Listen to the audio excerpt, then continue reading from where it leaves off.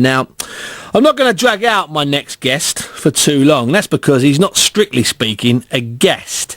This is a repeat of an interview I did with my late great friend Gary Mason. In fact, it was the last time he was on my show.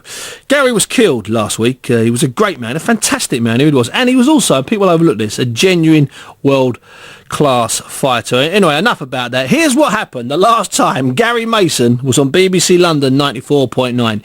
Enjoy it, and remember, I'm back next week on BBC London 94.9 between 8 and 9. Now we're going to move on to the final guest today, and it's been not necessarily difficult tracking this guest down, but it's not been easy, let's put it that way.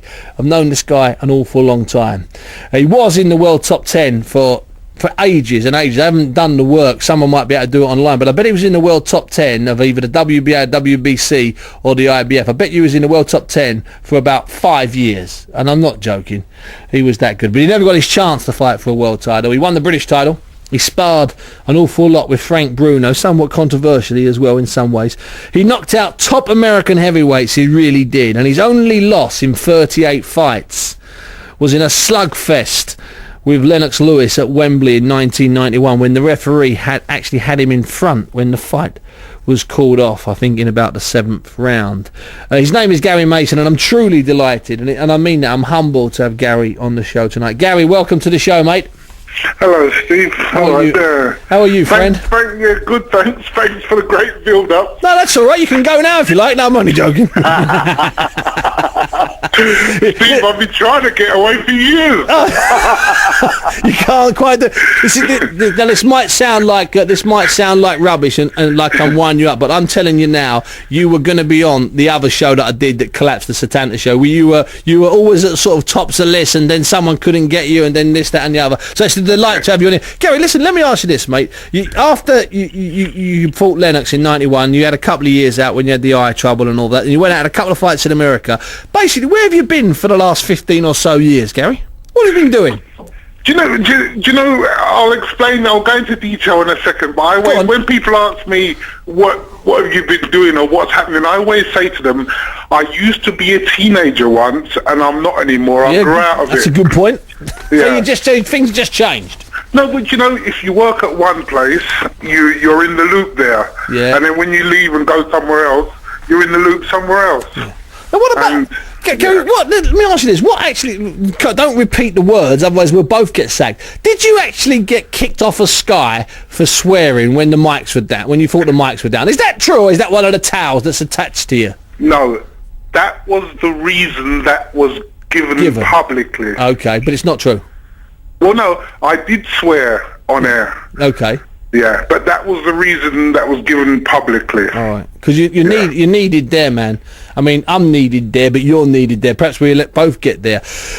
Gary, looking back on your career, mate, you know, you only lost that one fight to Lennox Lewis in a fight at Wembley that Mickey Duff, your promoter and manager, he thought you would win. I mean, he you know, and I'm told he reliably bet plenty of money on that night. I don't necessarily think that was the highlight of your career, although you did fight brilliantly that night. It showed tremendous heart and skill. What was the highlight of your career in your eyes, Gary? I think, well, there was two experiences. The Albert Hall is a highlight because I did everything there. Yeah, good point. In winning ways as well. Good. And that's where I won the British title, and that's something that's made my name and something that I'm proud to say that I was. Yeah, proud to say you had it. Yes, yeah. But with regards to actual contests, I remember Terry... You know how cautious Terry Lawless used to be as a manager? Yeah, that's true. And I said to him one day, I need to fight somebody that can really fight, so I can be sure I can fight. So he matched me with Oscar Holman, who had just knocked out, I think it was Greg Page or somebody like that. Yeah, but a good fighter, yeah. Yeah, and one of those ones, you know, one of the ones in the gym in America that nobody hears about but could knock you out. He was a good fighter. In fact, his record wasn't great, but he was a better fighter than his record suggested by a million miles. Yes. And I boxed him at Wembley Conference Centre, and I remember in about round 8 or 9, I was really taking a battering, which I've never really taken you know, when you're feeling bruises and feeling battered about, and I came out for, I think it was about round 8 or 9, and he ran out and he whacked me straight in the ribs, and I really felt like, just, you know, when you're a kid, you feel like saying stop it. Why did you do that? Why are you hitting me so hard in the ribs? You know. And after the fight, I was all bruised and battered.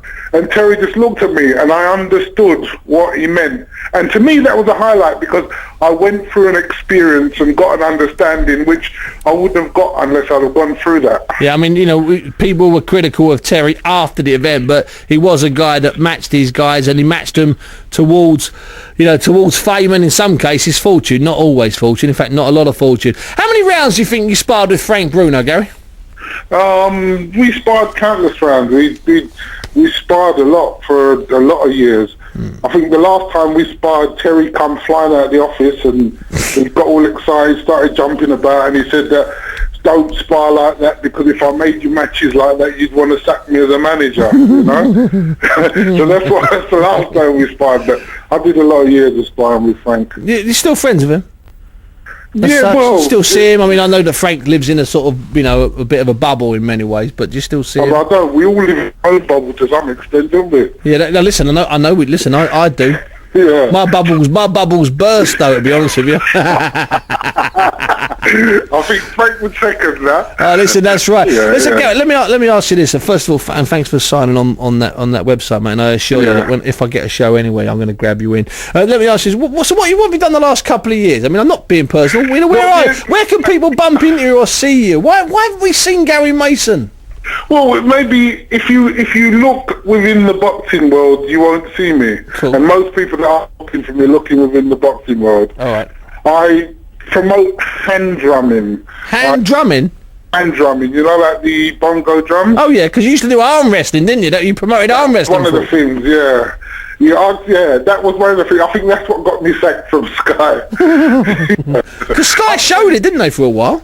Yeah, they were going to televise it. I remember, yeah. They decided not to televise it because I was making myself too busy. Listen. That was the basic story there. We come close to the mic between the two of us. Yeah. People on Sky that present their football or do anything on their football or their rugby or their cricket or their boxing, they can't become too busy or too big. Sky don't like that.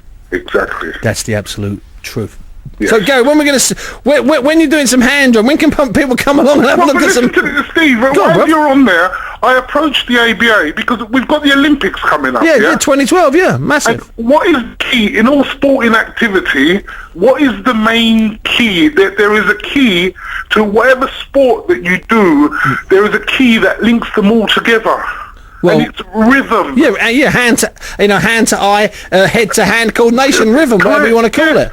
And if we get, I approached key forwards of the ABA a couple of years ago to say, let's try a few pilot programs with the youngsters, and as they're building up to major competitions, to see if the hand drumming makes a difference in their performance. Well, I'm going to speak to... I'm going to send Keefe and the people, a guy called Ron Bodie, who's in charge of doing a lot of PR for the for the ABA. I'm going to get hold of him. He's listening tonight. That's a great idea. Ron wanted them to do ballet dancing to improve coordination. This one makes even more sense. It makes a great... And it's coming from somebody who's done it as well. It's a brilliant idea. For some reason or the other, the people, they're just not listening. I'm just getting into schools and things, but it would be nice to get some boxing people to be able to show that it is effective. Rhythm is the key.